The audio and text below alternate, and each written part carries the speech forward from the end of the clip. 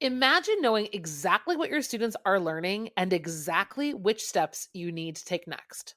Join us in Down with the Reading Quiz to craft meaningful and productive formative assessments that move away from gotcha moments of basic recall and toward assessing what your students actually can do. In this 30-minute free masterclass, we'll share 3 powerful assessment keys that work for any novel at any time of the year. Head to shop.bravenewteaching.com/masterclass to sign up, and we'll also send you a free workbook to keep track of all your notes. Once again, that's shop.bravenewteaching.com/masterclass to nail formative assessments forever. Hey, Amanda. Hey, Marie. What are you up to later? Want to join me for happy hour? I'm all in. And guess what's amazing? Our listeners and friends of the podcast can also join us because Brave New Teaching Happy Hour has officially launched. Cheers! Cheers, everyone. We are officially hanging out a little bit longer after school with an extended, extra private podcast feed just for you. Yes.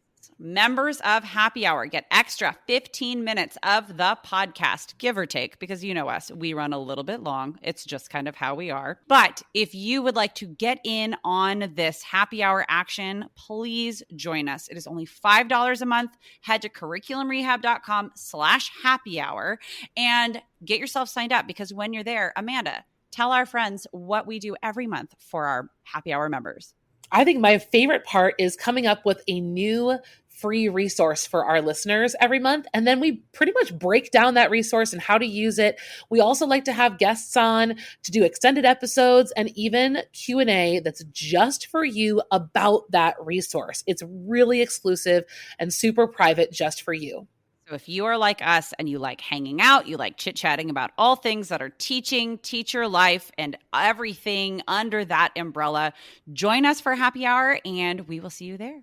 Bye. Bye. Well, hello and welcome back to Brave New Teaching. We are excited to dig into one of our favorite nerdy topics today, and that is Shakespeare.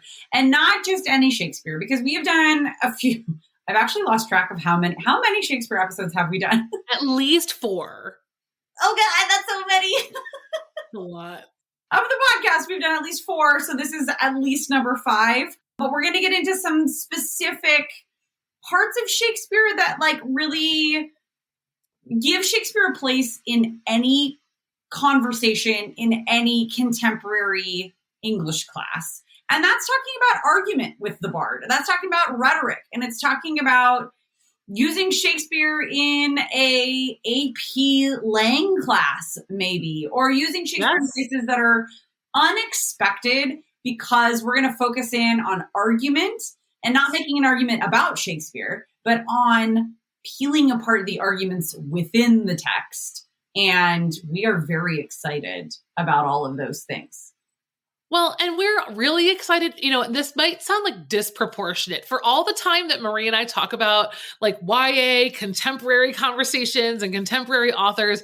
It might seem kind of strange that we have so much here about Shakespeare, but truthfully, and if you've listened to these things, we're not here to beg every level of English to teach Shakespeare, but we also recognize that so many curriculum maps that are given to teachers are empty. They say, teach this play, period. And teachers are scrambling for resources. And some of the resources that we found are just really outdated, not helpful. And we want to help you if Shakespeare's on your radar, if Shakespeare's something that you have struggled with or you're hitting a wall with, we want to help you turn that around. And one of the ways is through rhetorical analysis. I mean, this is such a powerful thread.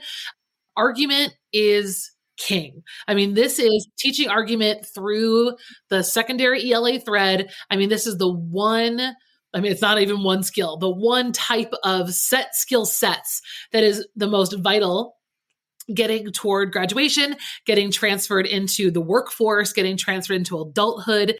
We just believe in rhetorical analysis so much that why not find a place for these two things to overlap? Well, and there's so many pieces to rhetorical analysis, which we're going to talk about. We are not assuming that anybody has any level of expertise in anything. So we're gonna start bare bones and explain what we're talking about after the intro in just a second here.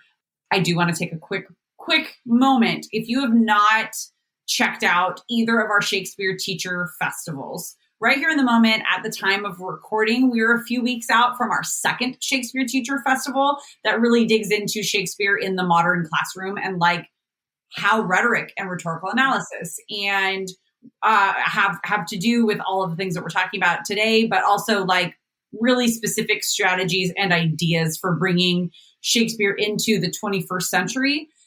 That's this upcoming one. Last year, we did a Shakespeare Teacher Festival. If you were not able to join us, it was all about the basics. And like Amanda had said, so many resources we find, and even some of the resources that we could get out of our own like catalogs are outdated. And so it was back to basics with the BARD, bringing Shakespeare with just kind of fresh eyes into your classroom. That was last year. This year, upcoming, is in a modern context, really making it accessible and engaging for today's students. If you've not had a chance to check it out, head to curriculumrehab.com/Shakespeare to take a look at this year's festival and /Shakespeare basics to look at last year's festival. We will link them in the show notes.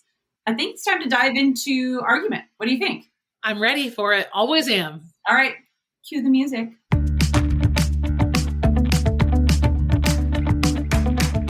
You're listening to Brave New Teaching, and we are so much more than a podcast. We give teachers the inspiration, support, and tools to challenge the status quo. I'm Amanda, and I'm a former English teacher from Illinois. And I'm Marie, and I'm a teacher from Southern California. Join us at bravenewteaching.com to find out more about our courses, festivals, and get every episode's show notes. We're so glad you're here. Enjoy the show.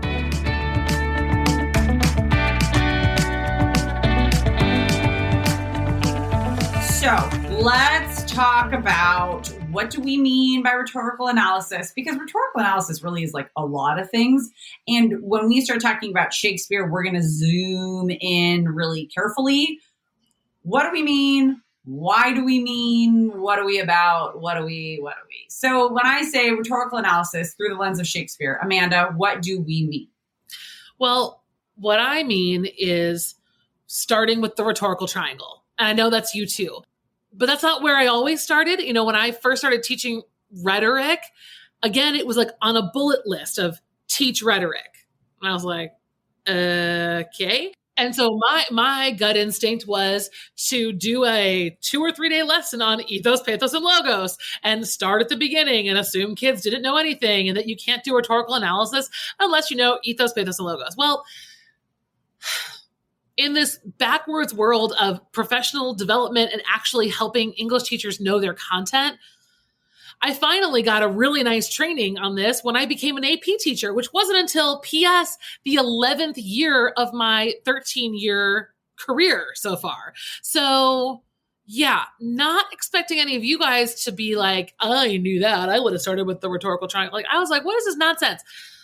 Yeah, no, I mean, I started with ethos, pathos, and logos because those were the methods of appeal. And I always found myself struggling. Like, it made sense to me because we would look at advertisements. I did really cool and highly engaging lessons looking at methods of appeal for argument and then saying, okay, I could bring that into the text and say, what method of appeal is this character most accessing here? And then it would be like that's just... next, like we would just move on because I didn't have a broader scope to like tie it all together, and that took me a while as well to get there.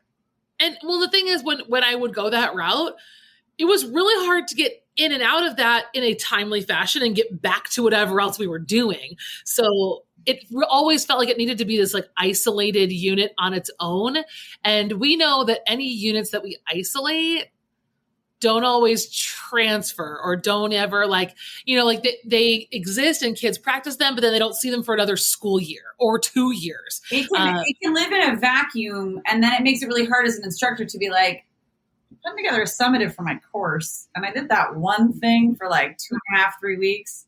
So when we talk about rhetorical analysis, I guess to kind of to actually answer the question that you started asking me here is the art of argumentation. And so that really begins with understanding this very simple triangle. In every argument, there's a speaker, there's an audience, and there's a message. And if that's the only place that you start, and if kids only start looking at who is the speaker, who is the audience, what is the message? Yep. That's a great place to start. And guess what? In a Shakespeare play, in actually really most plays, that's kind of like the beauty of having a play. The speaker is a very obvious person. The audience is usually a very obvious person. And the message is sometimes like the hard part of figuring out what it says. That's like the nice little push, the little challenge. But that's the rhetorical triangle. And then kind of from there, I would want kids to start understanding the rhetorical situation, which is a little bit deeper into those things around the argument itself. And then, of course, within the argument itself, the appeals, the rhetorical choices, the tone, there are all those layers as well. So, I mean, from the simple triangle to the bigger situation and the smaller analysis, there are 3 different ways that you can either go in just for a little hint or all in crazy bones Iago style, which is what I like to do with them. Yes. But like, I'm gonna take us back because we're gonna actually focus for the most part of this episode on just the triangle, just the speaker, the audience, and the message. And specifically to, like Amanda started to say, specifically to plays, this is a really powerful analysis focus, if you will, because you think it through, right? Like a script of a play is something that is written to be produced and to be put up on its feet, meaning actors are supposed to act these things out. Actors are supposed to put life to these words that are on a page. Actors need to know, what is my motivation? All you have to do is look at the rhetorical triangle to find out your motivation, to make choices as an actor as to how to play it. So then, obviously, we're not all, but so those of you who are drama teachers, take it from that standpoint. We used to, when I taught drama, and we were doing beginning, intermediate, advanced acting classes, we would look at the rhetorical triangle. Like, what do we know about you as a speaker? What do we know about who you're talking to, the audience? And what are you saying? Boom, boom, boom. Therein lies the speaker's motivation and how to deliver lines from a general ed or AP or honors or whatever level English classroom outside of the performing arts. It's the same thing, right? Like it's pulling apart the character's words and the moment that they're in to be able to analyze an argument. And so I think if we were to start kind of our conversation here with, if that's where you're going to go and you're going to stay there, beautiful. I think the next place you can go with your instruction would be introducing your students to, or again, familiarizing your students with the rhetorical situation. So this is a concept that, again, I didn't really learn or understand until way late in my career. But when I did, it made all of that deep nitty-gritty analysis so much easier for students. So the rhetorical situation is quite exactly what it sounds like. The situation that the speaker and the audience are in as that message is being given and received. So I like to use the acronym SPACE CAT. So SPACE is the rhetorical situation, and then CAT are the things that are happening inside. So SPACE stands for speaker, purpose, audience, context, and exigence. So of those 5, exigence is the only, College Board floofty-doofty word that really just kind of means like the impetus in that moment for that message, right? So like, what's the urgency of the message in that moment? And it's also not a big deal if you don't teach exigence, like let it go, not a big deal.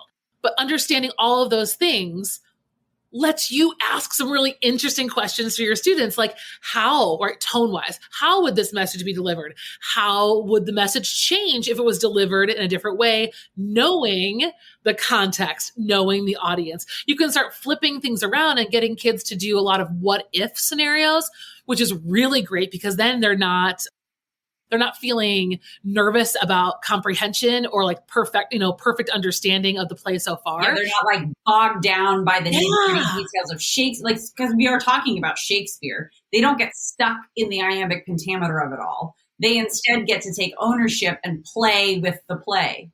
It's amazing. Mind's blown. Yes. 100%. So that's what I really like to do is, again, I like to teach that all year long. So this is where it comes into play with whatever Shakespeare play this school year has in front of us. And that really has been a powerful, not even like a full lesson. I mean, these can be just like check-in questions, right? Like really just kind of, by the way, we're watching the play, pause. All right. So there goes Brutus again. And he's talking to himself in his orchard. What's the weather like? Oh, Brutus. Right? How does the weather of the context of this little self-talk, pep talk, how is that impacting the messaging that he's giving himself? Right? What if Brutus was talking to his son, which he doesn't have a kid for what I know, but like, how could that message change? If the audience changed, how would the message change? Or how would the delivery of that message change? It's not something that you need to write big, long lesson plans for. I guess that's what I'm not necessarily. We have 4 different plays, and Caesar is one of the ones Amanda's going to talk about, where we have specific scenes that lend themselves really well. But I'm going to go rogue for a second because I was just thinking about the Hamlet soliloquy lesson I did this morning in my senior lit course. And the biggest question that we have when Hamlet is delivering his soliloquy, to be or not to be, is he putting on an antic disposition? Or has he actually lost his grip with reality? Like, that is the big question, character-driven question that students are answering at the end of this play. And our big essential question, for those of you who have been along for the ride with Brave New Teaching and with me on the Caffeinated Classroom, is for this unit with Hamlet and Macbeth, I ask the question, are monsters born or made?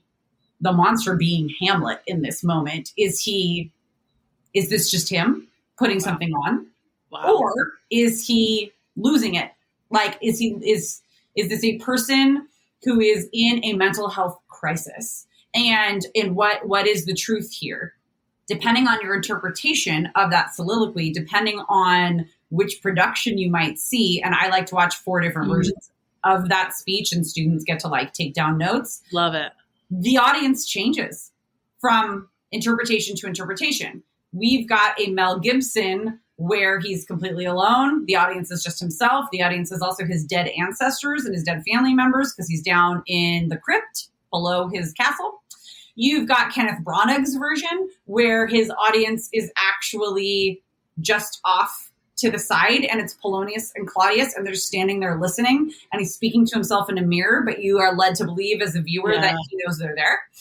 You've got, right? Like, you've got all of these different versions that, even just those 2, the audience changes, and therefore the answer to the question can change, and it gives kids, students, it gives them stuff to play with and like grab onto. Okay. You love Caesar. This is also just why I love teaching plays. 100%. Because you can't do this necessarily with fiction. Fiction is a lot more streamlined in terms of interpretation. So you have to, it's a little harder to push. But with plays, especially Shakespeare, that's fun for kids. And if you're wondering how to make Shakespeare engaging, these are some of the avenues. You don't need to turn your classroom into a theater. You just need to know the angles and those little nitty questions to get them to start. The mechanics of theater, just to know that there is a stage and then there's an off stage. And so you ask the question of, from what you see on the page, is this happening on stage or off stage? Is this happening at all? Right? Like those sorts of questions where students get to go, oh, is this even happening? Is this an unreliable narrator who's giving us the soliloquy? And they start to bridge some gaps in their understanding. And again, Shakespeare is intimidating to most people, and to be able to break down some of those walls and make it less intimidating is super cool. Hello, friends. Please excuse the interruption of this episode. We wanted to let you know about something very, very exciting coming to you from Brave New Teaching. This is fireworks and confetti. Do you hear it? We are so freaking pumped to bring you the Shakespeare Teacher Festival again. Round 2, we are bringing to you an entirely new modern take on Shakespeare in the classroom. So if you joined us last year, that's awesome. But this year, everything is brand new. Absolutely. Last year was Basics with the BARD, and this year's Shakespeare Teacher Festival is Shakespeare in the Modern Classroom with your modern students and exactly how to frame that, what we do. We're going to dive into some specific plays, a little bit deeper of a look at some of the most commonly taught plays, Romeo and Juliet. Let's frame that differently. And we can't wait to get started. So make sure that you head to the show notes or just go to bravenewteaching.com to get yourself registered. Make sure you bring in a couple of friends with you. It's going to be a good time. All right, let's get back into the show.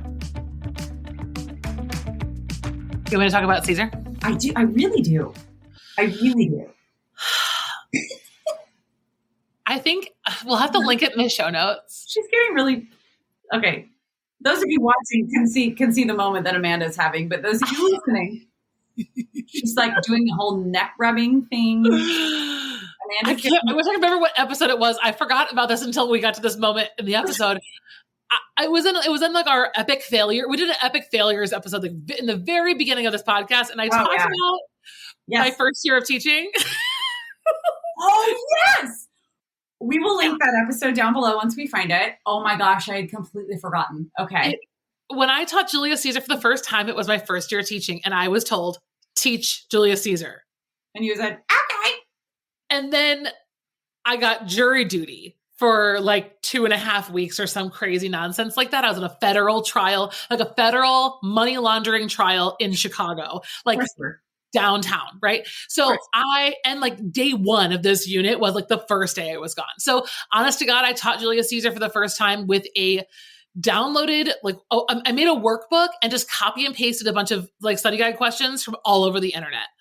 Yeah. That was how I taught Julius Caesar my first, probably 2 years. I don't know that I really, the second year I was there for the workbook, but it didn't really change. And going, what am I doing? What am I doing? Yeah. All that is to say is my enjoyment of Caesar didn't come for a long time.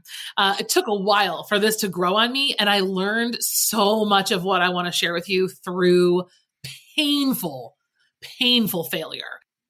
But when it comes to rhetorical analysis with Caesar, I think the most popular speech that we like to analyze is, of course, Brutus's speech right after Caesar has been dead, right? Friends, Romans, countrymen, lend me your ears, that whole thing. Yes, do it. Easy rhetorical analysis. However, my other favorite, and I've done a longer, like I have this on YouTube. I have like a walkthrough close read with me lesson on this. I haven't done any more since then, but I will link that as well. But Act 2, Scene 1 is the moment where Brutus is standing in his orchard and he takes a moment to completely and totally convince himself of the reasons that he should kill Caesar. Yes. And I love this moment because how many times do we sit in the bathroom, look in the mirror, order Chipotle, and sit and convince ourselves of something that we know we probably shouldn't do, but we're finding a lot of reasons to do it anyway? Oh, for sure. So it's like a natural, like that's a natural connection for students that I love. I also think that it's incredibly approachable for students. In this close read, we focus on metaphor. There are two big metaphors.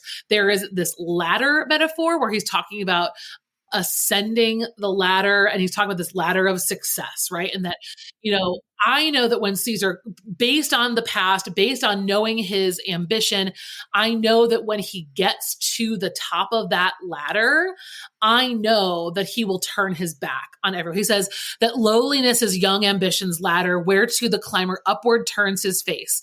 But when he attains the utmost round, he then unto the ladder turns his back, looks in the clouds, scorning the base degrees by which he did ascend. And so he makes this argument for himself, which is, by the way, accurate. We didn't get to the point where like that equals murder. I mean, that's a whole other conversation, but his logic is thoughtful. So I love that metaphor plus this idea of logos, they work together. And that's one thing that kids a lot of times will get stuck on in rhetoric is they think that if they slap one label on there, they've done analysis, I'm done. I'm like, wait a second. And so it's really helpful to find passages where you can usher kids into that structure of the use of metaphor reinforces the logical thinking that. Those are the kinds of sentences that I want students to have. He has this other metaphor about being a snake, and that the snake is going to, once it hatches out of the egg, will sting everyone around him. Again, that metaphor reinforces the logic that Caesar is dangerous and therefore should be stopped. I would love for a kid to say that on their own. Right. I gotta read. Getting there means picking out the right passages and picking out the right moments to close read so that students can have those good examples under their belt. Yeah. No, and it makes the connections, like you were just saying, of like, okay, pointing out metaphor is all great and wonderful, and explaining the metaphor is all great and wonderful, but like, so what? Right. This is the so what. This is the reason. It's because this speaker is appealing to their audience, and here's a strategy they're using to appeal to their audience to get their message across. It just like that triangle completes the thought very nicely. And then you can add in a little bit more of the situation, like talking about, this is early morning, right? Like he's about to welcome a bunch of guests to his house. They're on their way. So like, that like the timing is important. Like that's the exigence piece. He has to be firm in his own decision before he can pass that along to other people, and probably needs to think through his reasoning, because someone's going to ask him, well, why?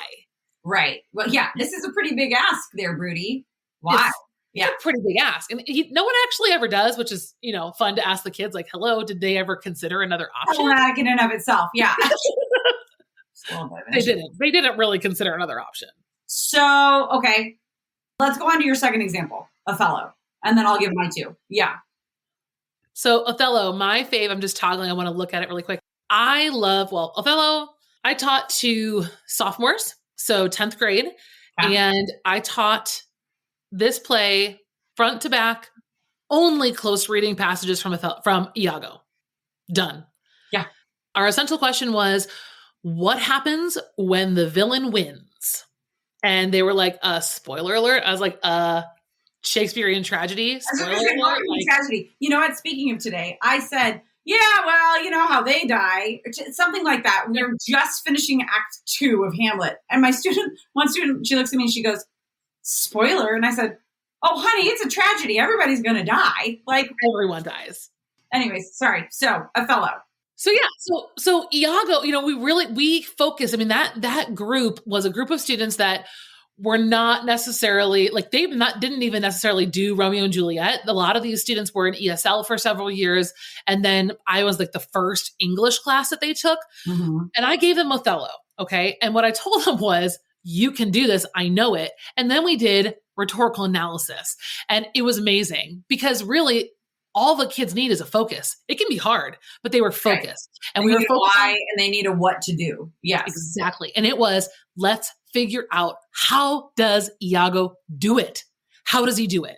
Okay. And every time he opens his freaking mouth, he's manipulating somebody. Totally. And so that I love this speech when he's talking to Rodrigo. Rodrigo, what a moron. What an idiot.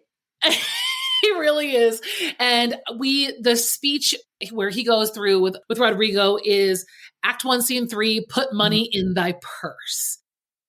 It starts off, it is merely a lust of the blood and a permission of the will. Come, be a man, drown thyself, drown cats and blind puppies. Right? So already kids are like, whoa, whoa, whoa, whoa, whoa. What are they doing to the animals? Yeah. Do we need to call PETA? And so like those little moments are they're so priceless, because even the kid in the back who hasn't talked all year is like, puppies, why are you drowning puppies? Yeah. And so anyway, all of that kind of goes into this logic. Again, Iago's very successful through logic. He's also successful through emotion. But in this case, he's kind of giving this analogy of saving up for later. Put money in thy purse. Put money in thy man bag. Some kids have to, whatever. So saving things for later, it's on the surface, very confusing statement. But with this much effort, we get into, well, what do you do when you put money away in your wallet? Are you spending it or are you saving it? And all of a sudden we're there, and we keep going and going. We look at repetition. We look at the analogy as it is. We look at the ethos, pathos, logos. Like, which is it? Why would he choose that with Rodrigo? And so this has really been a successful passage, and definitely one worth looking into if you do Othello. I'm sure you do it, but take a rhetorical analysis approach on Othello with this speech. So yes, I have two speeches. One from a play that first of all, I have three, because the soliloquy from Hamlet is a great place as well. Yes. Didn't think of it before when we were planning out this episode, but there you go. Macbeth is the other half of my Are Monsters Born or Made unit. And Lady M has just... ruthless. best. She's got the best speeches. And her speech at the top of Act 2, convincing him to go forward and kill the king and become the king, and because she can't do it, right? Like it's a great, like, it is a very clear-cut speaker, clear-cut audience, and clear-cut message. And she has to hammer him, not pepper, but hammer him with reasons as to how and why. And most of those reasons are emotional. They're pathos appeals, because she is breaking him down, and it is ruthless. And when you peel that all apart and you really look at her arguments, students kind of go, wow, that was rough.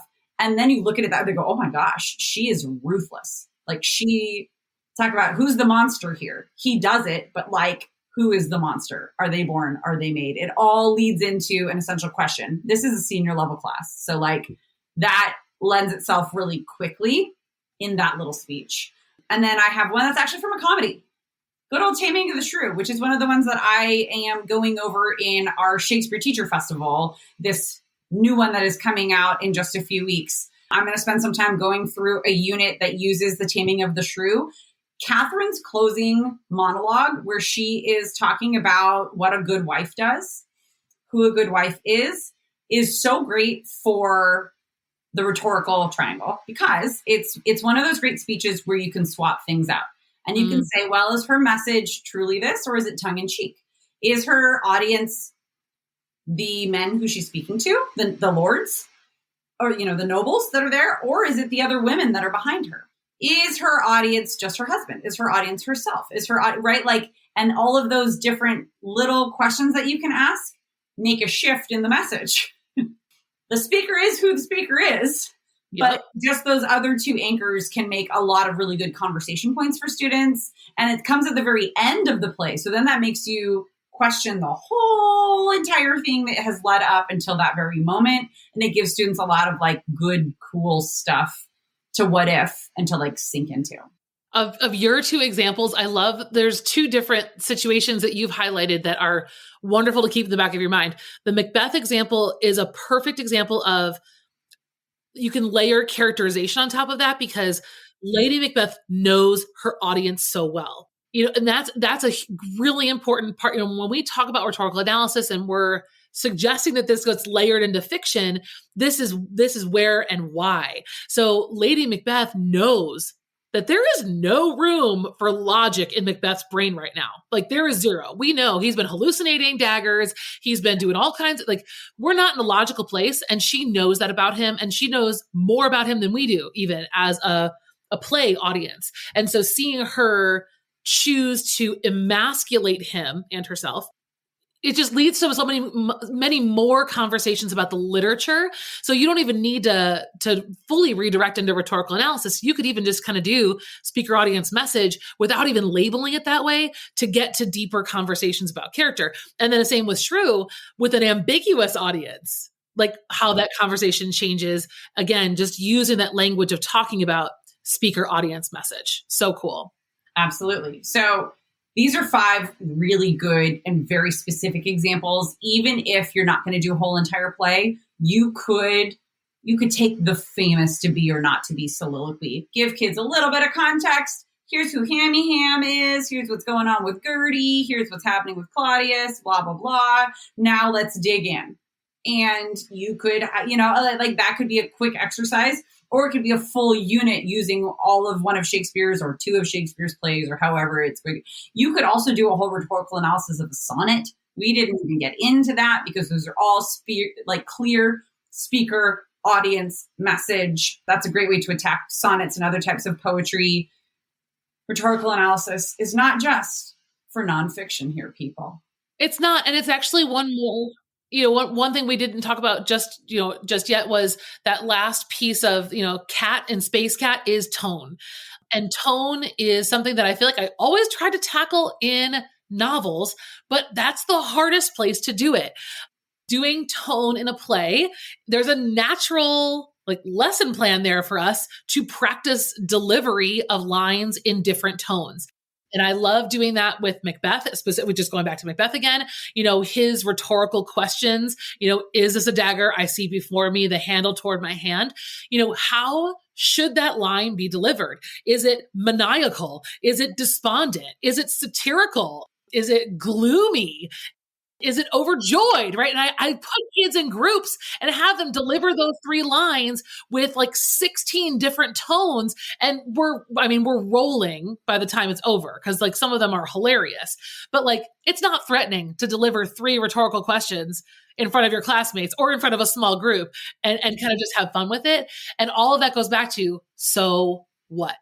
Which tones worked and why do they work? Well, now we have the rhetorical situation. We have all these pieces and structures in place to do that writing, to do that discussion. That's a little bit harder than just identification. It feeds the character work. It feeds the theme work. It feeds all of that analysis, and it gives you something specific to latch onto in creating that analysis. It gives you a vocabulary to use when you're having that kind of a conversation. If you're just getting started too, I will link in the show notes my Beauty and the Beast lesson. That's one of my favorite places to really start this whole process. Again, with fiction, you could call a screenplay is a play, and Lumiere is an actor. He's the speaker in Be Our Guest, and Belle is the audience, and we love to use that one too as a nice, soft landing place to get the rhetorical analysis and situation conversation started. So I'll have that there for you too if you're like, I don't know if I'm ready for Shakespeare, but I could probably handle Disney. Like if I need to brush up, I'll go back and I'll look through that lesson and I'm like, right. Now I remember that's what we're doing. Here we go moving forward, because we cannot possibly expect ourselves to keep everything in our brains all the time. It's great to have places to go. Oh, I'm just like throwing my microphone around here, people. Sorry. I'm very excited about it. So thank you all very much for joining us for this episode. We have started to put some of these episodes here and there on YouTube. This is one of them. So if you are joining us from the video watching platform, welcome. If you are joining us from where you regularly get your podcasts, welcome as well. If you would head to iTunes to give us a rating and review, that is what helps other teachers find us and become part of the Brave New Teaching community. As always, head to the show notes for all of the links and all of the resources that we have talked about, including our Shakespeare Teacher Festivals, including the rhetorical analysis lesson that Amanda was talking about, and all the other stuff that we got into. We got into quite a bit today. That was really fun, though. It was really fun. And we have so much more that we can talk about and that we will talk about. But for now, friends, we are going to bid you adieu. Thank you so much for joining us, and we will see you next time. Bye-bye. Thanks again for listening to Brave New Teaching. We'd love to keep the conversation going over on Instagram. And while you're there, check out the links in our bio for the most up-to-date events going on in the Brave New Teaching community.